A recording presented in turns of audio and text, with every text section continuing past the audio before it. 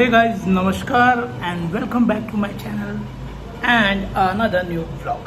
साथियों, इस वक्त मैं पूरी आ चुका हूँ। ये मैंने कमरा लिया है। कमरे से कुछ इस तरह के नज़ारे दिखाई देते हैं। तो मैं फ्रेश हो चुका हूँ, फटाफट नहा धो लिया मैंने। और अब हम यहाँ से पहले चलेंगे कोणार्क टेम्पल की तरफ। यहाँ से हम पहले चलेंगे कोणार्क टेम्पल की तरफ, क्योंकि जो भी है यहाँ का, कल यहाँ पे हम घूमेंगे पुरी के अंदर। आज हम कोणार्क कर लेते हैं, क्योंकि हम 2 ही दिन पुरी में रहने वाले हैं, आज और कल। तो आज हम चलते हैं फटाफट कोणार्क टेम्पल। वहाँ से आएंगे, सीधे चलेंगे बीच पे। अब बीच के बाद आपको भगवान जगन्नाथ जी के दर्शन कराएंगे। तो चलिए साथियों, इस वीडियो को हम यहीं से स्टार्ट करते हैं। So let's get started. साथियों, मैं कोणार्क टेम्पल की तरफ जा रहा था, लेकिन मेरे पीछे देखिए जगन्नाथ जी का मंदिर बहुत ही खूबसूरत। यहाँ देख करके इतनी मतलब ऐसा लग रहा है मन में जैसे कि क्या ही मिल गया हो। बहुत ही खूबसूरत, बहुत ही खूबसूरत। आपको दिखाता हूँ रियर कैमरे से। बहुत ही आनंदमयी नज़ारा है ये। अभी मैं आप लोगों को बाहर से ही दिखाऊंगा यहाँ पे, और उसके बाद चलेंगे कोणार्क टेम्पल। अभी आप इसका दर्शन लीजिए, फिर रात में आपको इसी का नज़ारा दिखाऊंगा, बहुत ही खूबसूरत। तो चलिए आप लोग रियर कैमरे से इसका व्यू लीजिए, और उसके बाद चलते हैं कोणार्क टेम्पल की तरफ। सो साथियों, पेश है 4 धामों में से एक धाम, पुरी धाम के जगन्नाथपुरी जी के मंदिर का दर्शन। बहुत ही भव्य इनकी जो पताका जो लहर रही है, वो आप प्रत्यक्ष रूप में देखेंगे तो वो आपके मन को मोह लेगी। तो साथियों, अब हम चल रहे हैं जगन्नाथपुरी जी के मंदिर से बस स्टैंड की ओर, जहाँ से हम बस पकड़ के कोणार्क की तरफ जाएंगे। ये रास्ते का नज़ारा कुछ इस प्रकार है। आपको सामने मंदिर दिखाई दे रहा होगा। साथियों, मैं पुरी के बस स्टॉप पे आ चुका हूँ। बस स्टॉप नंबर 8 से कोणार्क के लिए बस जाती है, तो मैंने बस पकड़ ली है। सामने वाली सीट ली है ताकि अच्छे अच्छे व्यूज़ मैं कैप्चर कर पाऊँ। तो चलिए बस के अंदर चलते हैं और अपनी यात्रा को स्टार्ट करते हैं। सो साथियों, तो हमने पुरी से कोणार्क की बस ले ली है। पुरी के बस स्टैंड पे बस स्टॉप नंबर 8 पे आपको ये कोणार्क की बस मिलेगी। ये हर घंटे में नहीं, आधे घंटे में ये आपको बस मिल जाती है। और हर आधे घंटे में दूसरी बस लग जाएगी। आधे घंटे में ये बस की ट्रांसपोर्ट यहाँ पे अवेलेबल है। और आने के लिए भी सेम ऐसे ही आधे घंटे पे आने के लिए भी आपको मिल जाएगा कोणार्क से पुरी की तरफ। देखिए, इन नज़ारों का आनंद लीजिए। बहुत ही खूबसूरत नज़ारे हैं। थोड़े ही समय में समुद्र के किनारे से हो करके हम गुजरेंगे, तो समुद्र के किनारे का भी आप आनंद लीजिएगा। बहुत ही सुंदर, मतलब मन को आपके मोह लेगा। ये जो रास्ते के जो नज़ारे हैं वो भी बेहद खूबसूरत हैं। तो इन रास्तों के नज़ारों का भी आप आनंद लीजिए। देखिए, तो लीजिए साथियों, हम लोग कोणार्क पहुंच चुके हैं। ये कोणार्क की छोटी सी मार्केट है। यहाँ पे बहुत सारे छोटे मोटे आइटम्स मिल जाएंगे आपको। बहुत ही फैशनेबल आइटम्स यहाँ बिकते हैं। रेट काफ़ी हाई है। तो एक लंबे इंतज़ार के बाद आपके सामने प्रस्तुत है world heritage monument sun temple.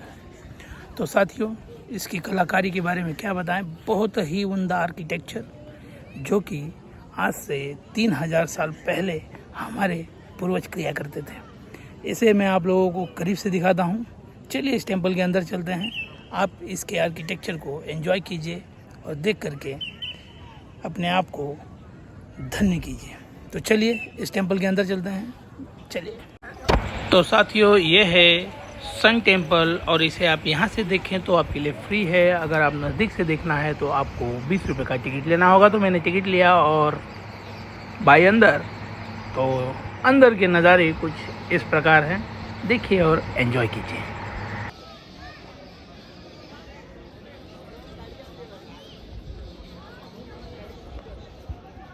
भगवान सूर्य देव के फेमस मंदिरों में कोणार्क का नाम सबसे पहले आता है। वहीं देश भर में इस मंदिर को माना जाता है कि इस मंदिर की स्थापना भगवान श्री कृष्ण के बेटे सांब ने की थी। इसके बाद इस सूर्य मंदिर का निर्माण राजा नरसिंह देव ने 13वीं शताब्दी में करवाया था। कुछ आर्किटेक्ट्स ने सर्वे के दौरान इस मंदिर के कई मूर्तियों को वर्नियर कैलिबर से नापा और पाया कि सारी मूर्तियों का साइज सेम है। ये एक आश्चर्य से भरी हुई बात थी। देखिए साथियों, कितनी छोटे छोटे बारीक काम किया गया है यहाँ पे, कितनी बारीकी से, बहुत ही खूबसूरत देख करके मतलब उस समय की टेक्नोलॉजी पे भी गर्व होता है। ये कितनी खूबसूरत मूर्तियाँ बनी हैं, बहुत ही उम्दा। चलिए आगे बढ़ते हैं और भी देखते हैं। भारतीय सांस्कृतिक विरासत के लिए इसके महत्व को दर्शाने के लिए भारतीय 10 रुपए के नोट के पीछे कोणार्क सूर्य मंदिर को दर्शाया गया है।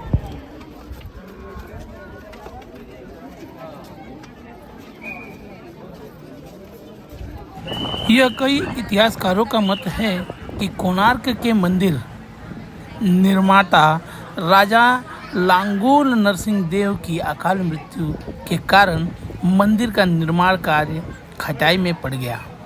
इसके परिणाम स्वरूप अधूरा ढांचा ध्वस्त हो गया। लेकिन इस मत को ऐतिहासिक आंकड़ों का समर्थन नहीं मिलता है, क्योंकि पुरी के मदलपंजी के आंकड़ों के अनुसार 1278 ईस्वी के ताम्रपत्रों से पता चला कि राजा लांगूल नरसिंह देव ने 1272 तक शासन किया। कई इतिहासकार इस मत के भी हैं कि कोणार्क मंदिर का निर्माण 1253 से 1260 ईस्वी के बीच हुआ था।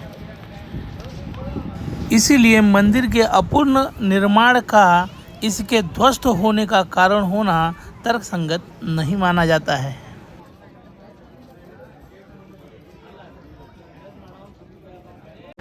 सो साथियों, अगर आप यहाँ पर इस मंदिर के दर्शन करने आते हैं, इस मंदिर को देखने आते हैं, तो निश्चित रूप से अगर आप पुराने कलाकारियों में रुचि रखते हैं तो आपको निश्चित रूप से आपके मन को प्रसन्नता यहाँ प्राप्त अवश्य होगी।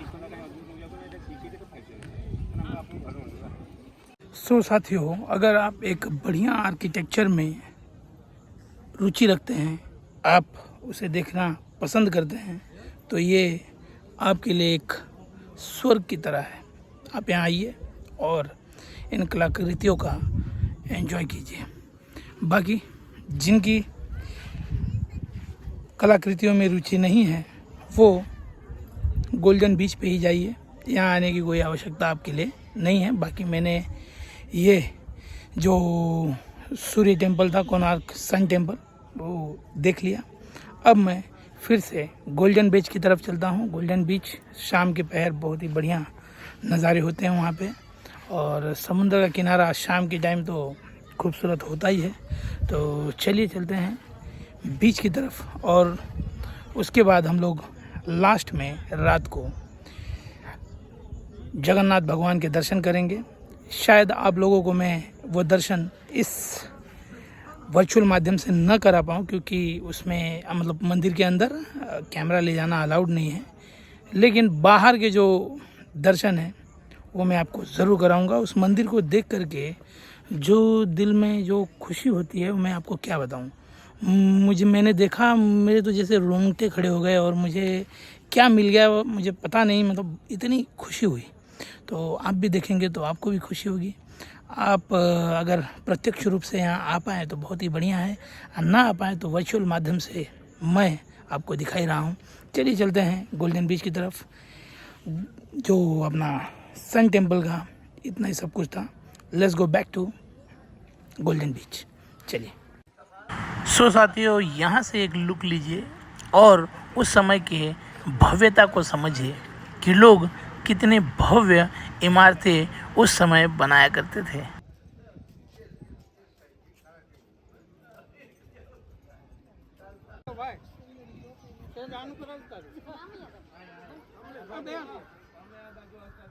ये वीडियो काफ़ी लंबा हो गया, इसीलिए इस वीडियो को यहीं एंड करते हैं और गोल्डन बीच का और पूरी टेम्पल का एक अलग से वीडियो आपके लिए देते हैं।